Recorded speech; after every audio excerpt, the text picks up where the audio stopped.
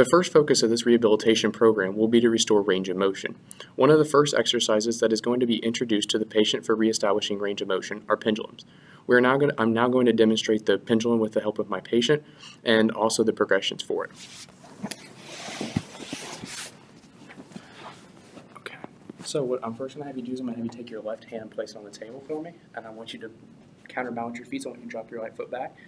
And now I want you to take your arm and I want you to swing it forward and back, forward and back. Perfect. So when you're doing the pendulum exercise, it's really important to make sure that the patient's knees are not locked and also that their back is not rounded. So in this initial exercise of the pendulum, what we're working is shoulder flexion and extension. So when his arm comes forward, there's shoulder flexion. When it goes back, it's shoulder extension.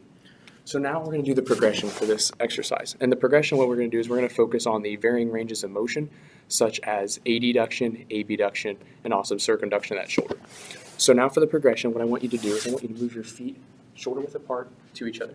And now what I want you to do is move your arm out and then in, out and in, out and in. So here when he goes out, it's going to work shoulder abduction. When he goes in, it's working shoulder adduction. Now for the circumduction part. So we're going to place the arm out in front of us, and we're just going to go in a circle. And by doing this, we're working shoulder circumduction.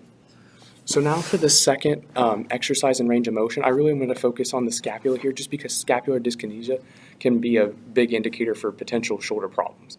So we're going to do this through more passive range of motion by working the different elements of scapular movement, such as elevation, depression, protraction, retraction. And I'm going to illustrate that now.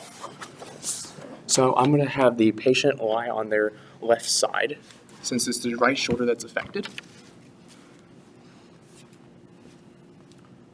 So now what I'm going to do is I'm going to take the patient's right arm, I'm going to lift it up, I'm going to move it across my body and pin it against my side here.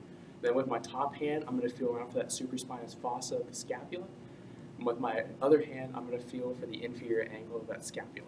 So now what we're going to do is just simply shifting my body weight. We're going to work scapular elevation, depression, retraction, and protraction. So what I'm doing here is I'm just going to move in through elevation, depression, here's protraction, there's retraction. So we're just going to go elevation, depression, retraction, protraction. So that's for the initial one, which would be all passive range of motion. For the active range of motion, I would just have the patient return their arm here, and then I'd have them replicate the same techniques. So scapular elevation, here move your shoulder up, scapular depression down, scapular protraction towards me, and then scapular retraction, push your shoulder blades together. Perfect.